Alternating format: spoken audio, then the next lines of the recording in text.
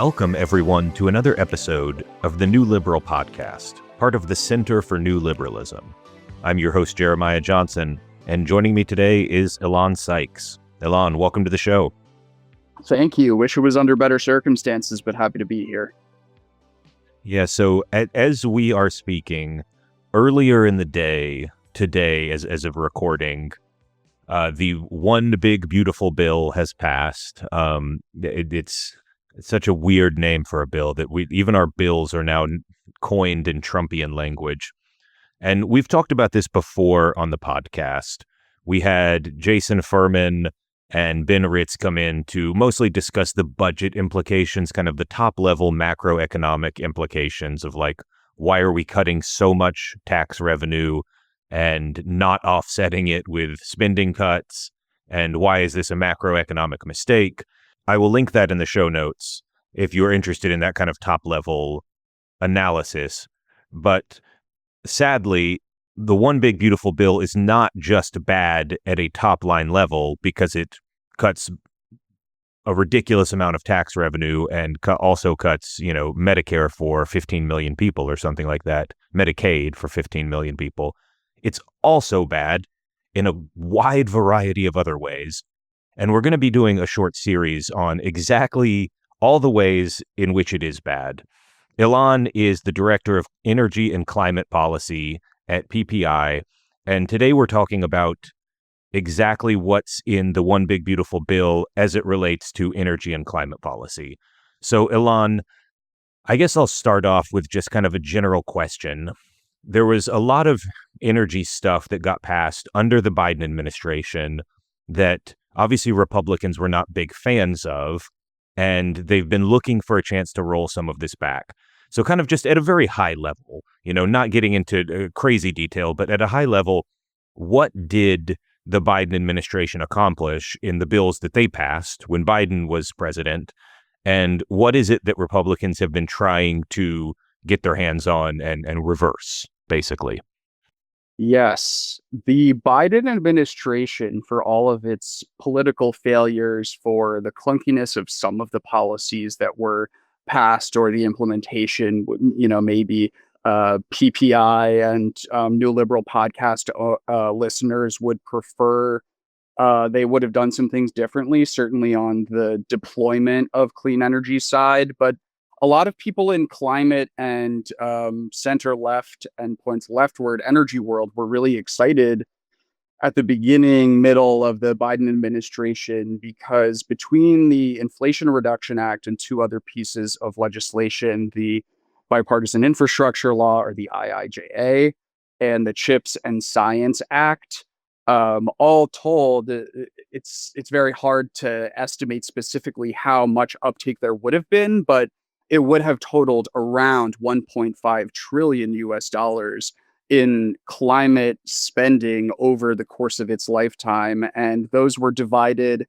among a lot of different technology types, different policy instruments. So some of that was structured as tax credits, some as loans, grants for nonprofits, for research at universities, et cetera. And one of the big signature policies of the Inflation Reduction Act was the clean energy tax credits, which were technology neutral. I hate saying were in the past tense, but the 45Y and 48E tax credits were the production and investment tax credit codes.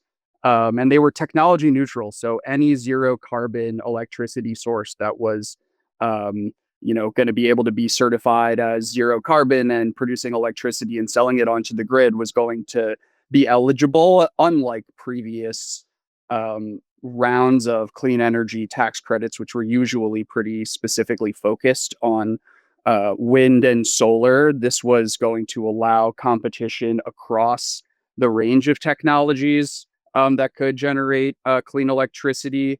And because of the changes in our economy and the new things we need to electrify in order to decarbonize, there's just so much new electricity demand coming down the pike that this was really important, both for decarbonizing the existing power system and for allowing that power system to be ready to take on a lot of new responsibilities. So essentially, like you said, there's a number of big bills that Biden passed. He passed, I think, like four different bills that were in the range of $1 trillion or more. And they did a wide variety of things. But one of the biggest and most influential was this kind of very powerful monetary incentive via tax credits to build more clean energy, build energy and link it up to the grid and sell it that was not going to produce any carbon. And in effect, this was something that was meant to turbocharge mostly wind and solar. Certainly, there could be other forms. There's other forms of clean energy out there, but in practice, wind and solar are taking up most of this. And we've seen over the past 4 years that wind and solar energy are exploding. They are growing really fast as part of our national energy grid. What's happening now that I'm just going to call it the OBBB because I can't fathom, I can't make myself keep saying beautiful bill. It's just it's a little too like 1984 newspeak for me. um, Yeah, it's like they're naming it and asking us to endorse it by calling it what the official title is. Like, I don't love the acronym gimmicky titles for bills either. I prefer like the Mining Law, the Environmental Protection Act, the Clean Air Act, but this is just terrible. We can go with OBBB. Yeah, we used to name things so much better. This is a whole digression, but like even companies, like you used to make a company and it was called General Electric or General Motors or like Syndicated Steel Parts or something like that. And now you can start a car company and it's going to be called like Endurafon. Yes.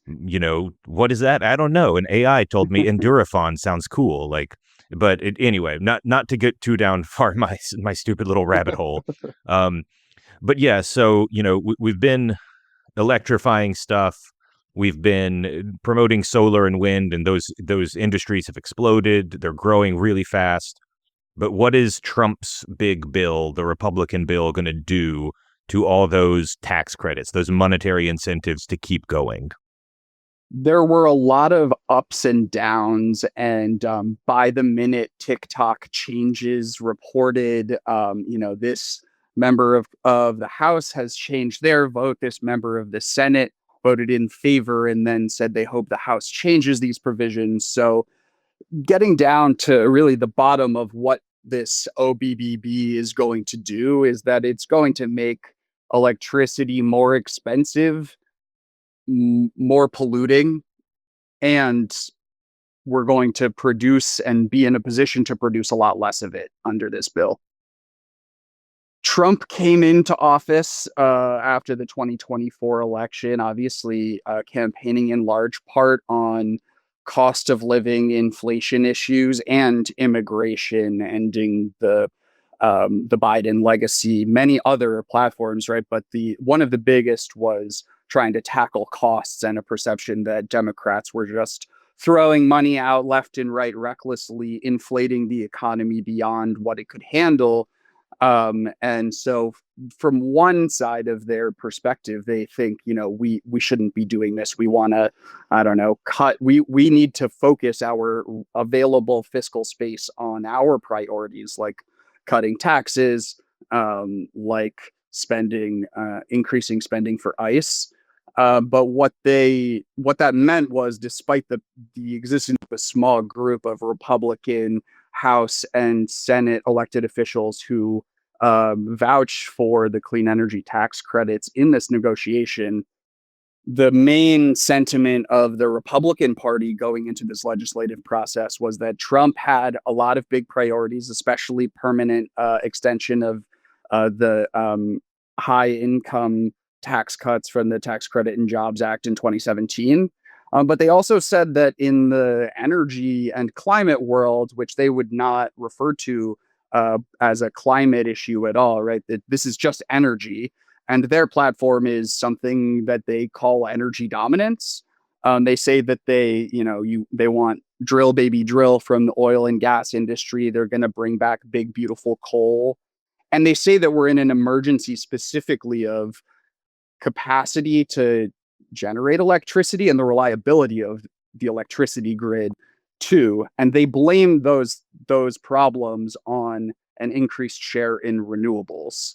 Is it really just a matter of like culture war here taking over everything? Because one of the interesting things here is that like the clean energy sector itself, not the not the nonprofits, not like think tank people like you and me, but people who are out there building solar and wind, they are not necessarily like big partisans. And in fact, a lot of times they prefer to build in red states like Texas because it's just easier to build there. But so Texas is this big leader in solar and wind energy, but at the same time, like the culture war, and I don't know how else to put this. Basically, the conservative culture warriors think that like solar energy is fake and gay, kind of. Yeah, no, not kind of. It's it is weird the way that the aesthetic of different energy sources seems to matter more to Republicans than their actual economic and engineering characteristics. Yeah, because again, it's not like like solar is cheaper than almost any other form of energy at this point. And obviously, like solar is not perfect. You can talk about the need for other things as well, because solar is intermittent. The sun don't shine at night. But like solar, when you can get it, is really, really cheap. Yes. And so it's literally just we think oil is manly, and like that's it. That's the whole thing. So, without trying to read too much into the mind of chest thumping new right Groiper staffer, who's really into, the masculinity of oil and coal, maybe you could say there is something more traditionally conservative and masculine about industries that, penetrate the ground and extract and burn something. But what the problems of energy come down to are that there are trade-offs with any resource. So coal and gas are different between the two of them. Coal is cheap if you have a lot of it in your state and you don't need to move around the coal, which is really big and heavy, and you don't care about the health costs.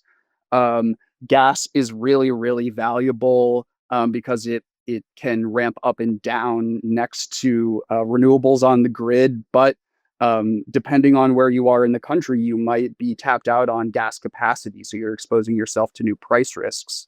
Same with solar, storage, wind, nuclear, hydro, right? Every energy source has some downsides. And the point of the grid is to connect more of them over a wider range of places and users to even out those fluctuations. And reliability really emerges at like the system of the grid level and not at the level of each energy source. So I think it's kind of hard to say why Republicans think about it this way.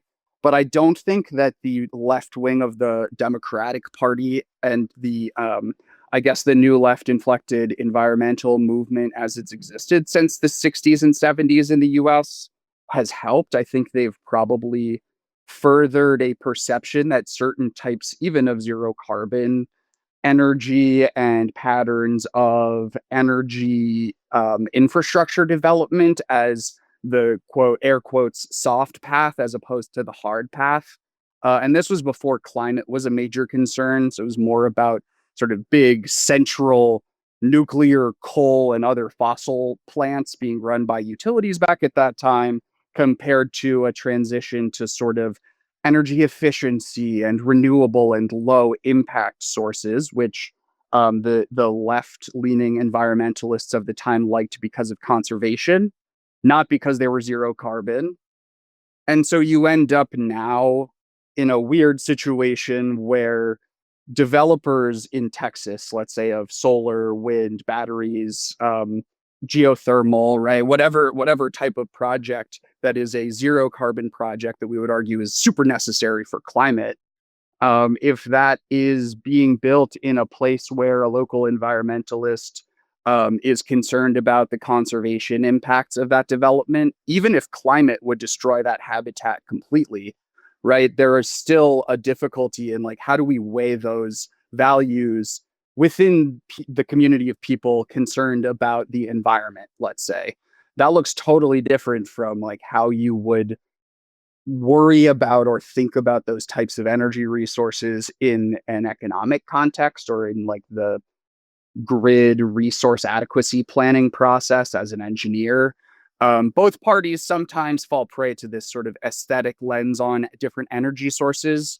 What the clean energy tax credits did, though, was value them for their zero carbon electricity output and allow them to compete on all of those other characteristics, like how much land does it take?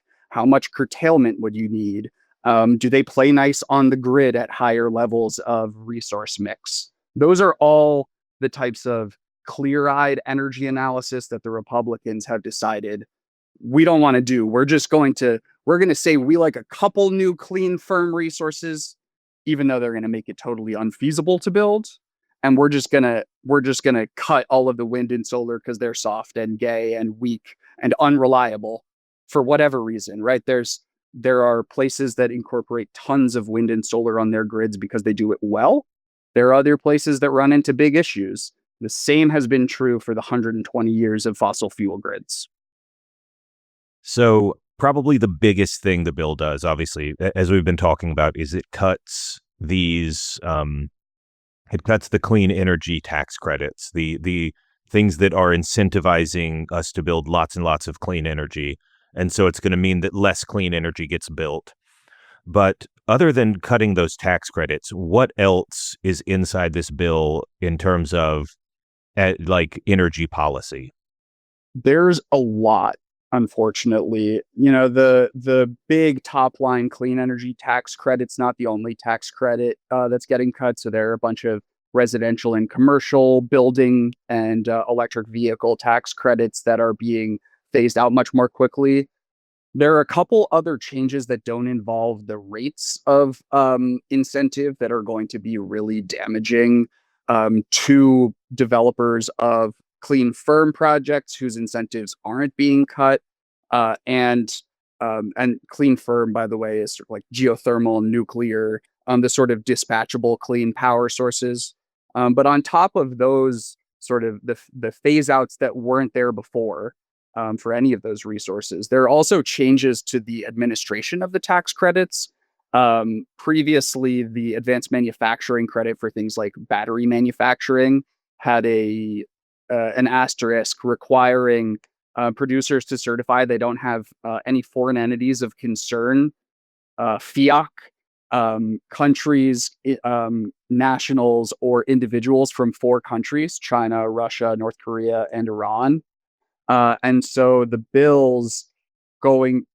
various versions of the bill changed exactly how this was going to work. But in the end, the upshot is that many, many new supply chain players, including really, really small players and companies that didn't previously have to track their supply chains at all, are now going to have to certify that increasing shares of their products are not produced by any entity with ties to a fiat. So any investment in an upstream supplier from a Chinese national or a shell corporation, these are the kinds of administrative feasibility and complexity problems that are going to really hurt, especially the more innovative forms of clean energy and manufacturing. So battery producers were sort of getting ready to make these FIAC guidelines part of their supply chain, but none of the other manufacturers, developers have been preparing for this at all. In addition to the uncertainties just in where their supplies come from, there's also the question of, the Trump administration fired a ton of people who work at Treasury. So how are they going to issue rulemaking? Can I ask a clarifying question? Because Yeah, absolutely. it's been tough for me to follow everything. There's so many things flying around.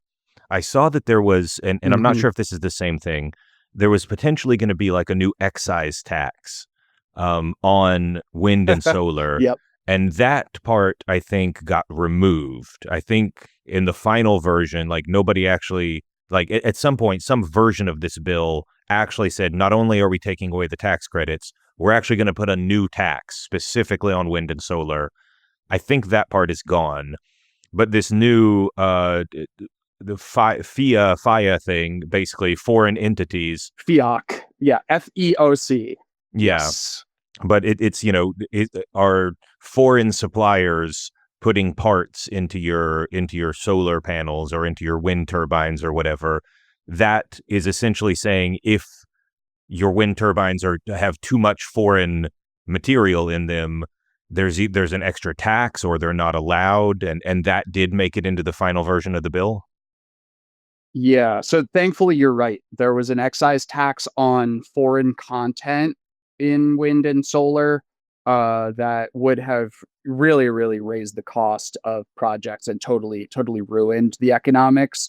So the FEOC rules don't apply to all foreign content, only to those four countries, their companies and their nationals. So China, Russia, North Korea, and Iran are the only are supposed to be the only countries where if entities from these countries have a share of your supply chain, then you would have to declare that. And depending on the share of material that comes from that FIAC, you would then either not get the credit at all or you would make the threshold depending on the year. The problems, though, aren't I mean, just, still though, yeah, still like that's like North Korea and Iran, I don't think matter at all. But like China absolutely dominates like solar manufacturing. Like it seems like potentially a very big deal to a lot of solar supply chains if you can't import things from China. you are right, and the problem's actually even worse. So the problems with FIAC are that, right, so China famously dominates in a lot of the supply chains, but like solar panels you can buy from somewhere else. But can you buy solar panels produced somewhere else by a firm that is tracking the suppliers all up its supply chain for investors that could qualify as FIACs from China? So if you're a Vietnamese solar factory, you need to know hypothetically where everything is coming from, where everything is made. And we don't even have rules for all of these supply chains defining what constitutes being made in one being made by one of these foreign entities of concern, how to calculate the share of materials that are made by fiat influenced entities. And we also don't have the ability to like track or report any of this. So it's a problem on the level of actually existing supply chains. It's a problem on the level of how is staff going to make a rule for this, and how are firms then going to be able to comply and know that they've complied. Basically every supply chain for clean energy has some components or materials that are made only in China, or uh, the vast majority of which are made in China with a huge cost advantage. So that is, in effect, a huge tax on new projects that are sourced from any of these supply chains, but it's also just a huge new source of uncertainty and delay. And when the phase outs for a lot of these credits got moved from a goal based phase out when our grid is clean to like next year, we're just not going to be able to sort out those rule makings by then. So Yeah. all of these victories for if you don't have your panels already imported, it might be too late. So essentially, what you're saying is that number one, they moved up the timeline. These tax credits are going to expire in 6 months. And also, here's an incredibly complicated new set of regulations that you have to figure out how to comply with. And we don't even know how you're going to figure it out. And so, good luck figuring it out. And the time's going to run out, and nobody will get to use these tax credits. Yes, and we did a lot of other small tweaks as a country in the Biden treasury to make it easier to do all of these types of deals, to make it easier to qualify for the clean energy tax credits, the manufacturing. And so a lot of the sort of tax structures that used to exist if you were a developer who wanted to claim a tax credit but didn't have enough tax liability, you would have to set up complicated partnerships. And those transaction costs were really high before the Biden Treasury changed some of those rules and the IRA. This also just the OBBB either takes away those changes or makes them practically inadministrable. So in addition to sort of the we are going to be spending less on clean energy, we're also going to be paying the middlemen and the financial intermediators a higher share of the project costs for any given project. So it's really just it's a bummer. Like it's not more efficient from the government perspective either. So we are effectively killing tax credits for clean energy. We are, potentially what is in effect a new tax on clean energy, new regulations on clean energy. But at least we're not directly subsidizing coal in this bill, right? Hmm. Well, we're actually choosing a couple different new forms of fossil fuel subsidy to add into the bill. And of course, the most famous one that Jeremiah is alluding to for all of our listeners who aren't following the OBBB changes to the 45X credit is 45X was supposed to be, as I mentioned, the advanced manufacturing credit for things like batteries, solar panels, turbines. And then Congress also realized that to make batteries, you need critical mineral inputs. What critical minerals are is a changing list of raw ores that are important for different sectors at different times with different supply chain risks. That's not a very satisfying definition, but everyone actually agreed, bipartisan, both sides of the aisle, that critical minerals were really important. And China dominates the supply chains in refining, especially. So it was weird that this bill was going to phase out 45X for critical minerals, but they added in a new production tax credit for a very specific kind of coal, not the kind of coal that we burn domestically to produce electricity. So, right, we're in an energy emergency. Maybe we were subsidizing coal power plants like Trump tried to do with his EO. No, but what they're actually proposing to do is pay the producers not of electrical coal, but metallurgical coal, coking coal, which is used in traditional blast furnace production of steel. Most US steel production has gone to other countries or we've been outcompeted. And the steel production that we do have now is mostly done using electric arc furnaces. So we don't use metallurgical coal much in the US. Um, what we do produce, we export a lot of it to China and India. And there it is, it's consumed in blast furnaces to produce steel that is highly, highly polluting, much more carbon intensive and cheaper than US steel. So it's confusing from an energy policy standpoint. And it's also confusing from the standpoint of Trump's sort of bravado macho, we want to bring back the steel producers to our country. This isn't really doing that. We're making it easier for our competitors. We're subsidizing our competitors, and we are subsidizing them in a way that encourages them to stay on their dirty existing tech stack.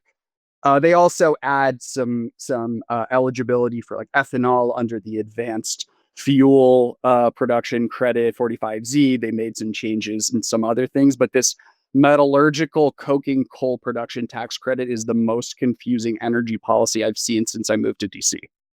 So as we kind of wrap things up, I would love to ask, do you have any kind of top line estimates for like what's going to happen because of this? Obviously, you said kind of directionally what's going to happen is we're going to not produce as much energy, and the energy that we do produce is probably going to be dirtier. So do we know in terms of like hard numbers, what does that mean? Should people expect to see their energy bills go up by 10%, by 30%?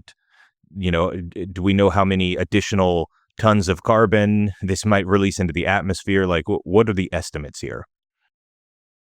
Yeah. So just as a like concluding note, one last change that I think is going to end up being really important for U.S. energy policy in the beautiful bill and the Republican energy policy suite more broadly is that even though they think that we are, in an energy shortage emergency, they delayed the implementation of a policy that we thought was going to be pretty beneficial overall. The methane fee or the waste emissions charge that was going to charge non-compliant upstream oil and gas producers who release too much of their product that they're supposed to capture and sell into the atmosphere, and that raises emissions relative to selling and burning it.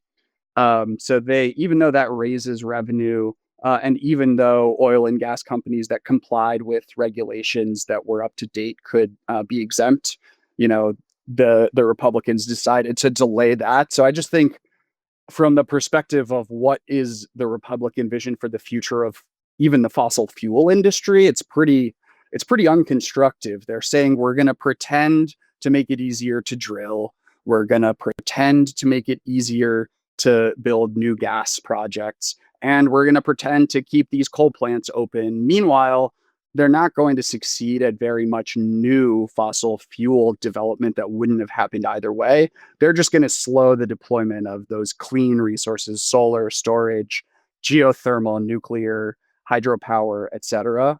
And so I think like what that really means, at least in terms of the top line numbers that you asked about for the coming years, and it's really uncertain, depends on things like, what happens between Russia and Ukraine, Israel and Iran.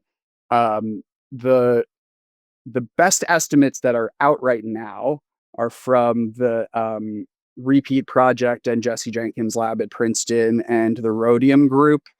And the Repeat Project model estimated that the emissions would increase by about 3% in 2030, so like 190 million tons the year of 2030 and 470 million tons by 2035. It's pretty high relative to what it would have been. And the average like household would pay 165 roughly dollars per year more on energy. And if you add that all the way up, it's about $28 billion for households and businesses, and about 500 billion in lost capital or sorry, half a trillion. Yeah. Half 500 billion in capital investment lost through 2035. Rhodium version is not much more optimistic. They have a wider range and project like a 94 to $290 increase in energy bills by 2035. And again, this is just going to reduce the addition of clean energy on the grid in 2035. So they estimate that's about 60 to 70% reduction in clean energy additions to the grid. And one thing that we didn't really mention in this podcast was like the race to develop new energy to power AI data centers and the relationship that has to competition with China. But for all of those objectives, from the perspective even of Trump, Speaker Johnson, the Republicans in Congress, whoever else that love what this OBB is doing, it's really just constraining all the types of new electricity that we can deploy in the near term, and it's making it more expensive and forcing all of those developers to compete against every other factory producer, every other household for energy. So it's really disappointing, because even if you ask like dark Wario version of Elan Sykes to design an equivalent OBBB based on like the stated objectives in energy policy, I feel like, PPI could do a lot better job. Just like, if you had put us in position of influencing the IRA, which passed right as I joined PPI, maybe there would have been some tweaks we would have made. This is just like, why are we doing any of these changes? It's really hard to understand from like a policy analysis logic. Well, and it's just a shame on multiple ends, because number one, it will mean that climate change is incrementally worse than it would have been before. And it's hard to model that out exactly, but if we're building less clean energy, climate change will be worse, and the planet will get hotter, and people will suffer. And then on top of that, it's not even necessarily an economic gain, because people's energy bills are going to go up, households are going to get hit, they're going to have less money to spend, and energy is it's an input to the entire economy. When energy gets more expensive, then everything in the economy is downstream of that and gets more expensive. Everything that requires computing power gets more expensive. Everything that requires steel or aluminum gets more expensive because those take an enormous amount of energy to, to run. Just everything requires energy. Any big building that requires AC and heat gets more expensive to, operate. Like it's a shame. But that is, I think, all the time we have for today. So I want to say thank you to my guest one more time, Elan Sykes. Thank you for coming on the show. Thanks, Jeremiah. It's going to be a hot summer, and we'll just still have jobs to do, analyzing policy and proposing better ideas to compete with all of the Chinese clean energy technologies of 10 years from now. We're already behind, but It's going to be a hot summer and it's going to cost us a lot of money to stay cool, is what oh I'm yeah. hearing. So